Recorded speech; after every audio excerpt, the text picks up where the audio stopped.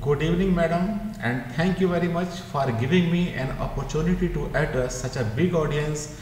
And certainly, I would like to share my views in this hall. आप सबको doctor आनंद भारद्वाज का नमस्कार। साथियों, आज मैं आपसे एक ऐसे विषय पर बात करने वाला हूं जो कि आज के टाइम में बहुत ज़्यादा वैल्यूबल हो गया है, बहुत महत्व रखता है। जी हाँ, आज हम बात करेंगे वास्तुशास्त्र पर। साथियों, वास्तुशास्त्र तो एक वैदिक साइंस है। बहुत पुराने समय में इसका जन्म हुआ था। हमारे ऋषि मुनियों ने, हमारे साधु सन्यासियों ने, हमारे पूर्वजों ने और हमारे जो बुजुर्ग थे उन्होंने इस साइंस को जन्म दिया। उन्होंने बताया कि वास्तु क्या चीज़ होती है, किस तरह से होना चाहिए, यानी किसको किस तरह से रहना चाहिए। वास्तु का मतलब हो गया वस प्लस अस्तु। ये जो दो शब्द हैं, इन दोनों को शब्दों को मिलाने के बाद में वास्तु बनता। वस का अर्थ होता है संस्कृत में रहना, और अस्तु का मतलब का अर्थ होता है इस तरह से, यानी रहने का जो तरीका है वही वास्तु है।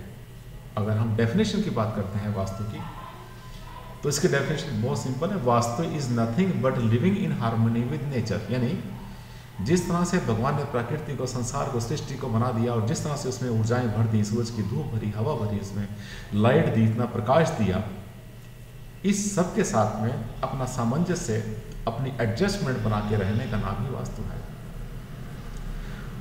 धीरे धीरे वास्तु के बारे में लोगों का क्रेज बढ़ना शुरू हुआ। पुराने समय में तो वास्तु बहुत चलता था। जितनी पुरानी हवेलियां बनी हैं राजस्थान की, इंडिया में, वो सबके सब वास्तु से बना करती थी। और देखिए कितने आश्चर्य की बात है, कितने बड़े बड़े भूकंप आए सैकड़ों सालों में, आज तक कभी कोई हवेली नहीं गिरी। ऐसा क्यों हुआ? ये वास्तुशास्त्र था। मंदिर क्यों नहीं गिरते? आज की जो मॉडर्न बिल्डिंग्स हैं वो गिर जाती हैं। छोटा सा भूकंप आता गिर जाती हैं। भुज में कितनी बिल्डिंग गिरी, ठीक है, भूकंप बहुत बड़ा था, लेकिन वहाँ भी कुछ बिल्डिंग बची रह गई। क्यों बची रह गई? क्या सिद्धांत थे वास्तु के? क्या उन्होंने उस वास्तु को फॉलो किया था? सवाल तो बहुत सारे आते हैं मन में। पर आज हम जो चर्चा करेंगे, आज हम चर्चा करेंगे उस बात की कि आज वास्तुशास्त्र ने कैसा रूप ले लिया है।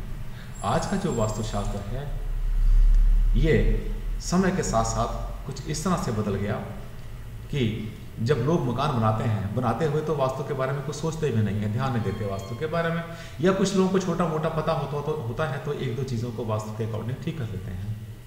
हर चीज़ ठीक नहीं कर पाते। मकान में एंटर करते हैं, उसमें जब रहना शुरू करते हैं तो उनके सामने समस्याएं आती हैं। जब उनके सामने कुछ समस्याएं आती हैं तो फिर वो क्या करते हैं, फिर या तो किताबें पढ़ते हैं या फिर किसी वास्तु कंसल्टेंट को बुलाते हैं।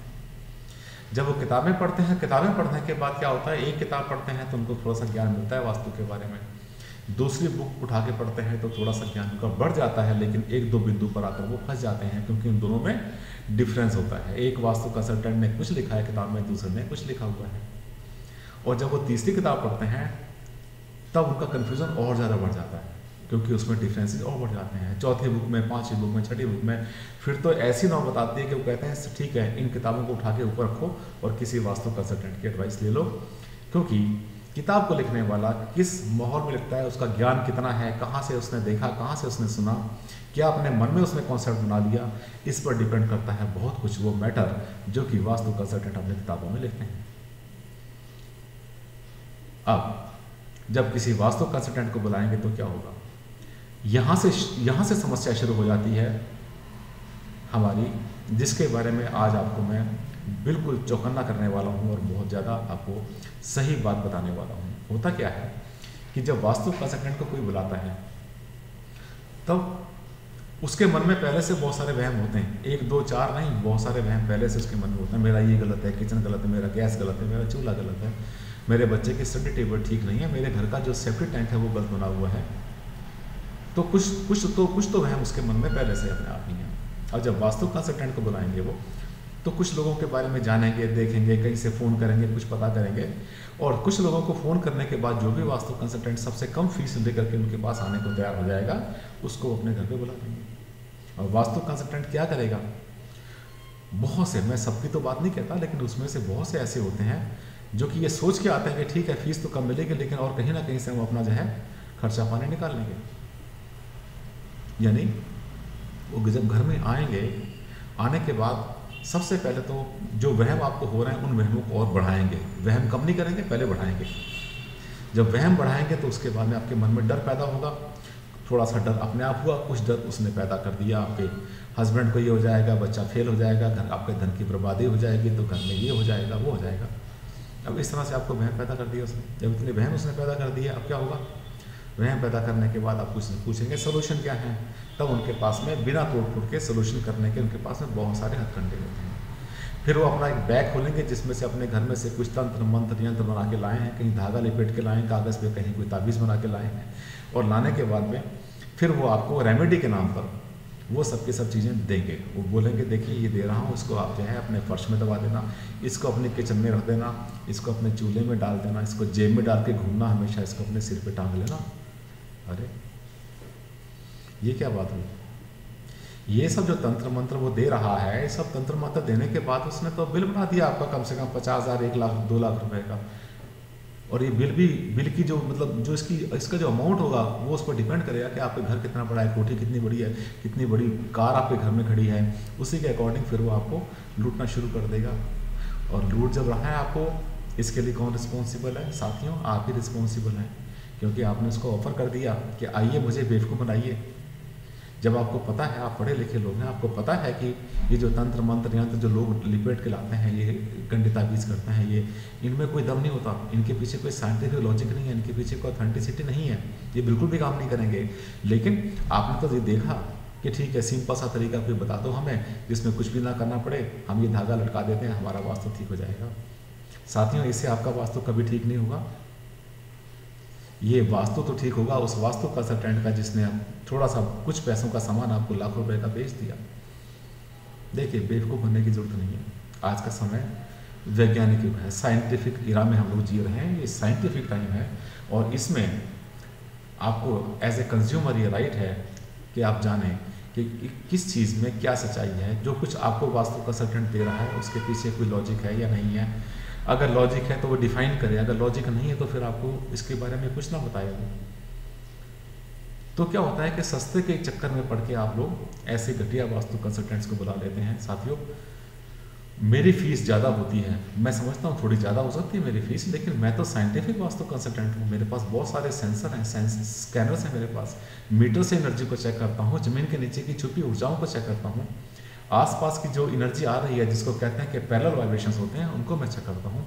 जो कॉस्मिक एनर्जी ऊपर से आती है उस एनर्जी को चेक करता हूँ। मेरे पास वो कंप्यूटराइज एनर्जी स्कैनिंग सिस्टम है। I am the most advance and most scientific vastu consultant, and the second thing is I am the highest qualified vastu consultant of the world. तो मेरा ये धर्म बनता है कि मैं किसी को कंफ्यूज ना करूँ, सबको सही अच्छी नॉलेज दूँ। तो आपने क्या करना है? आपने अगर अपना घर बना रहे हैं, अपना मकान ठीक करना चाहते हैं और आप वाकई में आप विश्वास करते हैं वास्तुशास्त्र पर, तो बिल्कुल सही एक ऐसा वास्तु कंसल्टेंट चुनिए जो आपको सही एडवाइस दे। जो कंफ्यूज करे उसको कभी ना चुने आप, क्योंकि वो तो आपकी समस्या को बढ़ाएगा, घटाएगा नहीं। मैं समझता हूँ मैंने अपने दिल की बात कह दी है। अगले प्रोग्राम में आपसे एक बार फिर मिलूँगा। और मैडम, आपका फिर से मैं धन्यवाद करता हूँ, आपने मुझे यह मौका दिया इतनी बड़ी ऑडियंस के साथ में इस हॉल में शेयर करने के लिए। Thank you ma'am, and thank you audience, thank you everybody. Good night, फिर मिलेंगे नेक्स्ट प्रोग्राम में। Thank you.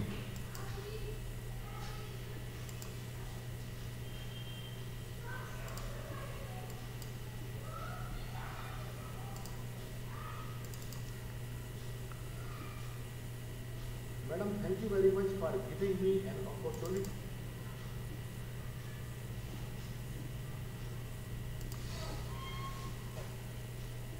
Madam, thank you very much for giving me an opportunity to enter such a big audience here in this hall.